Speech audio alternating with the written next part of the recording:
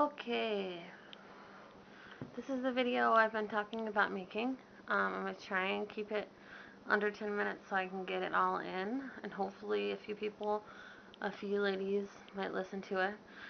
Um, I am in a wonderful relationship right now. For anyone who doesn't know, my husband is Ned and Master, 16. If you don't know him, check him out on YouTube. If you do, then you know he's wonderful. Um, Before him, I was in a relationship for about 6 years. The relationship started out really good. I'm not going to name any names. I'm not trying to hurt anyone's reputation. I'm just trying to get my story out for anyone who may be going through the same type of thing and wants to talk about it. I've healed now and I'm ready to um, use my experience, my horrible experience, for good. So anyway, I started a relationship with a guy. It was the first juggalo I ever dated. Um, I was 19 then. Um, I fell in love immediately. Um, what I thought was love. He was really good to me for the first year. Um, then he decided a quick way to make some money would be to sell coke. And I had done it in my high school career. I had done it a few times and found it was really hard for me to stop. He knew this before we started. Um, anyway, he started selling it, and I got really bad. And, well, we both got really bad. And, anyway, I ended up leaving him for a short period of time. My mom talked me into basically told me that he wasn't going to amount to anything, and I started to believe it, and so I was like, okay, well, I'm just going to go now.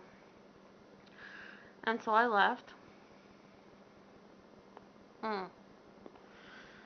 But let me rewind a little bit. During the cocaine part, he was always a really, really, really, really jealous man. Um, I don't think I'm ugly. I don't think I'm beautiful by any means, but I think I'm big and beautiful. But to his standards, I never thought I was pretty enough. Um, he used to think I was talking to people outside the window like a boyfriend. He used to physically remove my pants and underpants, and he would inspect me.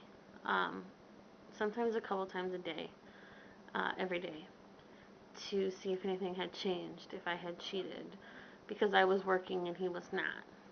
And I was working second shift, so I didn't get home till about midnight. Well, about 11:30. Um, anyway, I left, um, and eventually I went back because I was very much in love with him. I thought it was love. Um, I come to realize now it was more like I felt like I needed him. We got back together. Weren't doing drugs. We were doing really good at first. Um, he had always been working on his music career. I was always backed him with it. But it came to the point where he stopped working and everything was about his music. He was doing shows here and doing shows there, and he kept really busy. The only problem I had was that I never got to go to any of the shows. And it started, didn't start, it had always been emotionally abusive. Started to get a little more physical abusive when he would drink. And I never told anybody at all, not even my best friend. His mom at that time was a really good friend of mine. Um, I ended up marrying him even after all of these things. Um, I hear Thomas in the background, so he's throwing me off. But um, anyway, uh, he'd started to go to shows, and I couldn't go because I didn't have a babysitter, so I'd end up having to stay home. And I always would say to myself, my husband loves me so much, and I really thought he did. He would never cheat on me, and I said it for years. And it was to the point where he was gone every weekend. Sometimes he wouldn't come home. He took my vehicle and left me with no vehicle. Sometimes he took the phone and left me with no phone. It was really difficult, and I became disabled, and it was just hard for me to do things on my own, and he wasn't there to help me. Um, anyway, we ended up moving, and the same state, just different house. Uh, things got worse. His rap name got bigger. He got more tours and got on with more well-known bands, and he was doing pretty well, but not making any money. He was doing it pretty much all for free.